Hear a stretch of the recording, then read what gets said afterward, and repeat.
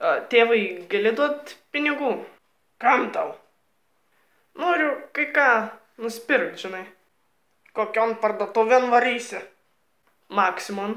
Su kuo varysi? Su draugais. Ką pirksi? Alaus.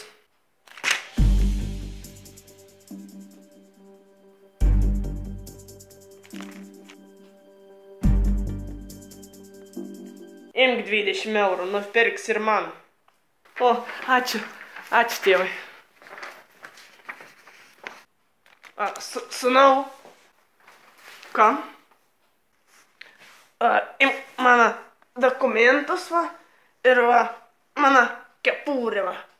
Imk. Imk. Ir. O kam? Taigi įstatymas gi. Gerai, gerai. Gerai, eik jau, eik.